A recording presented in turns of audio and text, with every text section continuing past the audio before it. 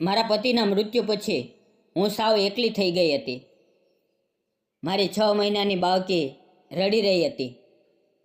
તેને દૂધની જરૂર હતી. મારી પાસે દૂધ લેવા માટે પૈસા નહોતા. એટલે હું એક શેઠની દુકાને દૂધ લેવા માટે ગઈ. મેં દુકાનદારને કહ્યું, મારી પાસે પૈસા નથી અને મારે મારી દીકરી માટે દૂધ જોવે છે. ત્યારે તે શેઠે હસતા હસતા મને કહ્યું કે, મિત્રો, કહાની ખૂબ જ સુંદર છે. પૂરી સાંભળવા માટે વિડીયોને છેલ્લે સુધી જોજો. તો ચાલો વાર્તા શરૂ કરીએ.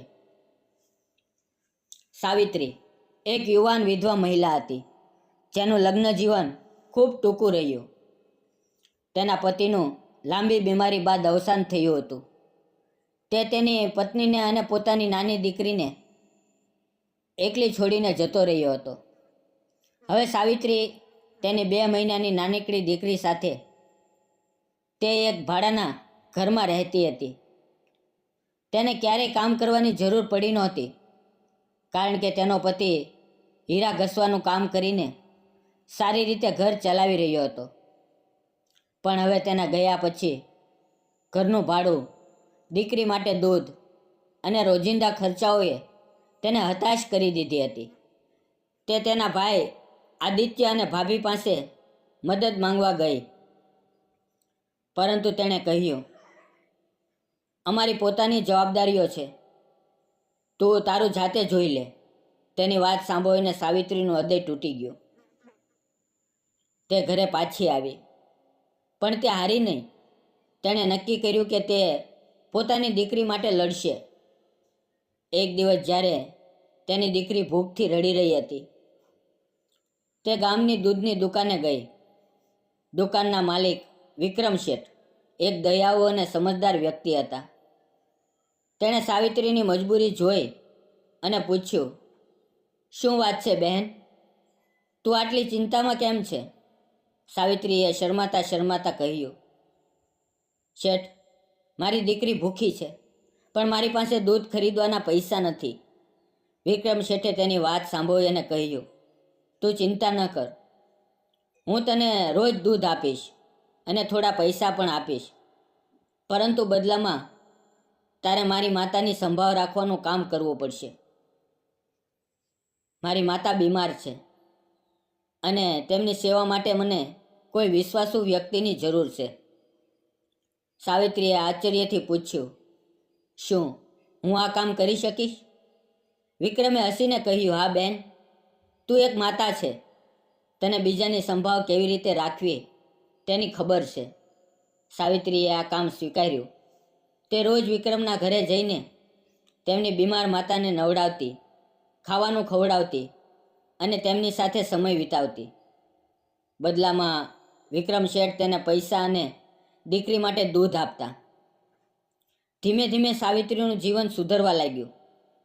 તેણે નવા કપડાં ખરીદ્યા, ઘરનું ભાડું ચૂકવ્યું અને દીકરીની સંભાળ સારી રીતે રાખવા લાગી.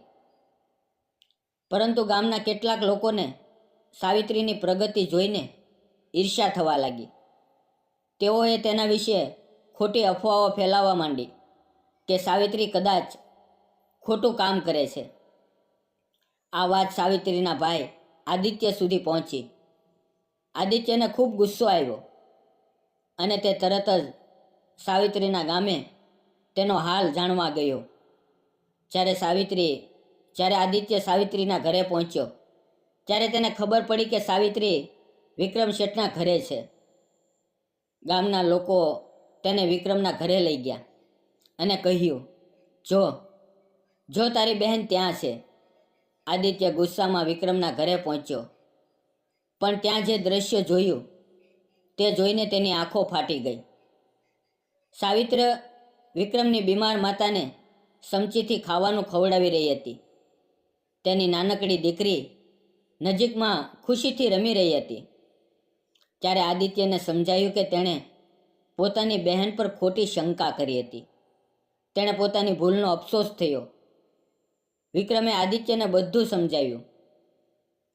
તારી બહેન ખૂબ મહેનત કરે છે. તે મારી માતાની દીકરીની જેમ સંભાળ રાખે છે. તેની હિંમત અને ઈમાનદારીથી તારે કદર કરવી જોઈએ. આદિત્યને પોતાની ભૂલનો ખૂબ પસ્તાવો થયો. તેણે સાવિત્રીની માફી માંગી અને કહ્યું, બહેન, હવે હું તને ક્યારેય એકલી નહીં છોડું. જો તને ક્યારેય મદદની જરૂર હશે તો હંમેશા તારી સાથે છું. પછી ગામના લોકોને પણ સચ્ચાઈની ખબર પડી અને તેઓએ સાવિત્રીની હિંમતની પ્રશંસા કરી. કેટલાક લોકોએ તેની મદદ માટે હાથ લંબાવ્યો અને ધીમે ધીમે સાવિત્રીનું જીવન સ્થિર થયું.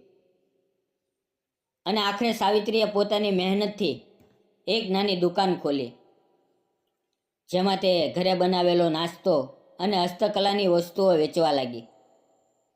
તેની દીકરી ખુશહાલ અને સ્વસ્થ થઈ અને સાવિત્રીની ગામની મહિલાઓ માટે પ્રેરણાનું ઉદાહરણ બની. મિત્રો, જીવનમાં મુશ્કેલીઓ આવે તો હિંમત ન હારો. મહેનત અને ઈમાનદારીથી દરેક સમસ્યાનો ઉકેલ મળે છે. સમાજે પણ એકબીજાને સમજવું જોઈએ અને મદદનો હાથ લંબાવવો જોઈએ, ખાસ કરીને તેની માટે જે મુશ્કેલ સમયમાંથી પસાર થઈ રહ્યું હોય. મિત્રો, આ નાનકડી વાર્તા તમને કેવી લાગી તે કોમેન્ટમાં જરૂર જણાવજો. અને ફરી મળશું કાલે. ત્યાં સુધી તમે પોતે તમારું ધ્યાન રાખો. ધન્યવાદ મિત્રો.